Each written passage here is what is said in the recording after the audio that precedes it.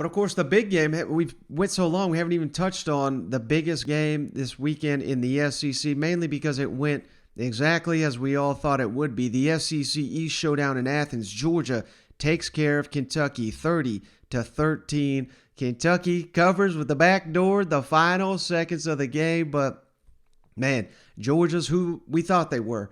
And as I watch this game, my main takeaway, you may think, well, no respect for Kentucky. I got more respect for Kentucky, believe it or not. I just think Georgia's that damn good. I mean, this defense is swarming. We have reached the point that I don't think Georgia is going to lose a game as long as they get up for all of them. Now, this is college football, and shocking things happen. Hell, just look at Florida LSU. But if Georgia, as long as they continue to show up, as long as they continue to play with an edge, no one's beating this team. And that's not any breaking news. I mean, it's clear as day. They're the number one team in the country. Been saying that for weeks on end, but they just keep getting better. And Stetson Bennett, I'm not trying to trash him because I'm not a big fan of doing stuff like that, but it does kind of baffle me, all these people, and it's growing. More and more people saying, Stetson Bennett, you got to stick with him even when JT Daniels is back. I love what I'm seeing from Stetson. Don't get me wrong. He is executing the game plan, and I think Todd Monken is just calling fantastic games, getting Brock Bowers week in and week out. He knows he's got himself a rare talent. They're finding ways to get him the ball. Brock Bowers took over in this football game. He outscored Kentucky all by himself. Ladd McConkey, the future New England Patriot receiver. By God, he's going to end up there with Bill Belichick in the years to come. But he's making plays. Darnell Washington's making plays. This Georgia running attack, James Cook in the passing game.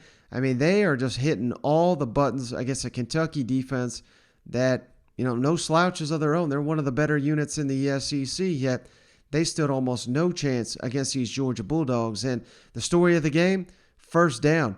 Georgia, 9 yards per first down attempt. Kentucky, under 3. I mean, that's the story of the game right there. And it all started with Georgia stuffing Kentucky's run game. Held them to a record 3-and-out, at least this season for the Kentucky Wildcats. Made Will Levis beat him, and that's what we thought going into the game. What did I say? Will Levis is going to have to carry the Kentucky Wildcats, and hell, he had a pretty good game, but he was getting harassed all day. He's getting beaten and battered.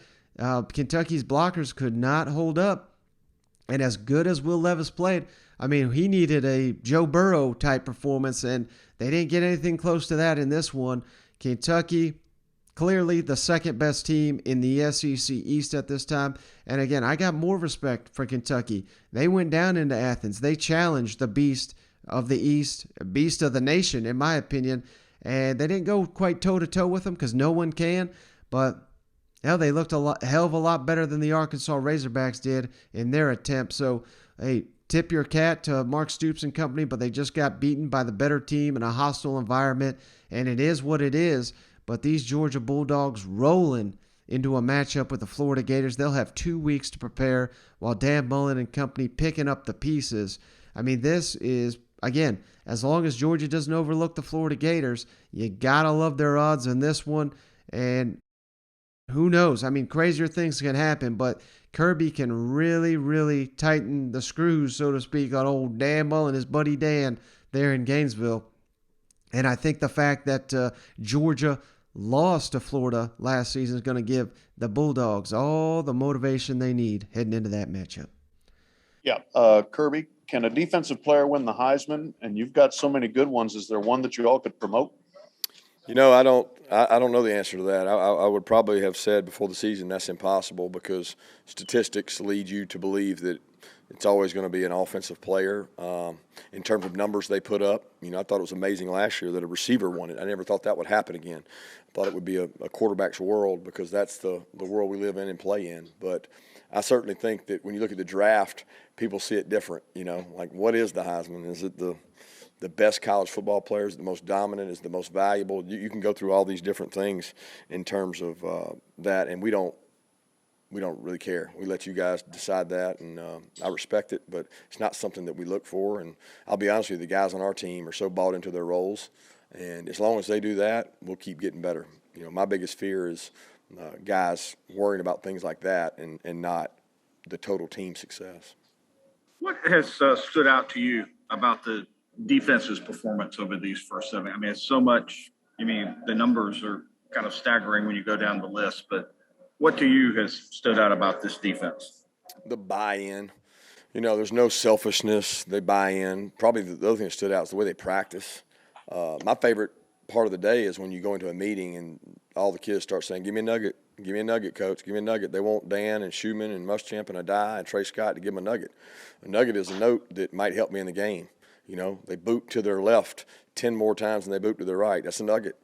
You know, I'm going to take that and I'm going to use that some kind of way to make me better. You know, when this player lines up here, this is the play that's coming. That's a nugget. And they embrace those nuggets. You know, there's a lot of college football teams that go in a meeting and it's like Charlie Brown and wah wah wah wah wah wah. We don't do that. We entertain, we play music, we challenge, we make guys stand up, talk. It's teaching. Now, please don't mistake it for good players. We got good players. But those things combined help, and I appreciate our staff, offense, defense, special teams, for the way they coach our players and teach our players.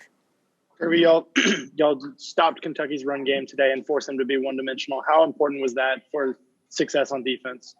Yeah, it's big. Anytime you control the line of scrimmage, you know, it's huge. I still don't know run stats because, again, we talk about this every week, but they throw the sacks in there. So, in my mind, they ran the ball better than most people do against us. I'm not looking at 27 for 51. I'm looking at 27 for whatever the rush was. But we did not give up explosive. We tackled well. I thought on these guys on the perimeter, when they spit that ball out to one, you better get two guys there because a one-on-one tackle with one is tough.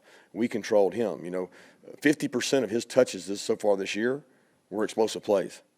That's crazy. So that was big for us to limit that. Past couple of years have been able to run on them. I won't say easily, but better than most teams have.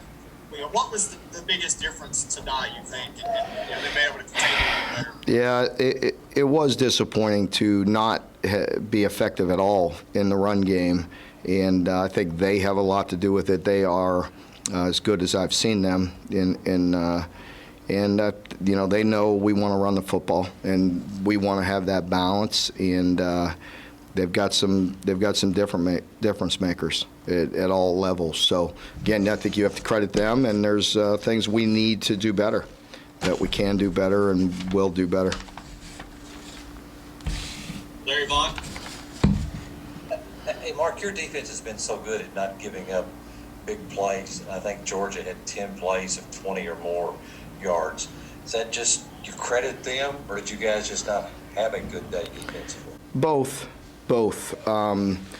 Or some plays, like there's a couple early, well, not early, in the second quarter.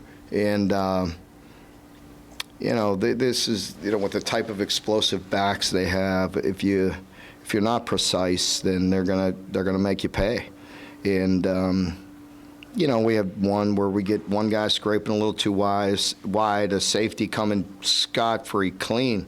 Yusuf read it too fast almost, and they both end up in the same gap. Looks terrible, and get a 20, 30-yard run when, in fact, it should be a, you know, 2-yard gain. So that's on us. But again, there's so many things that they do well. I'm not trying to take away from that. But we were not very precise tonight. So You mentioned earlier the you never know what's going to happen for the year in terms of scoring there.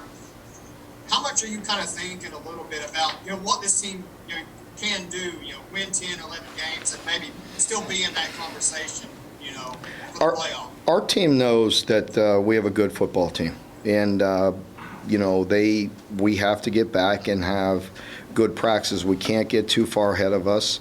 On any given Saturday, crazy things happen. You know, it appeared to me that there was some different things going on today as well. I mean, this is college football. It's chaos at times, and we have to concentrate on ourselves and get rested a bit. But I'm not going to lay off them too far, too hard. We have to push through this. We have a team. We have a chance to have a good team. and do some special things, and we have to get back at it this week.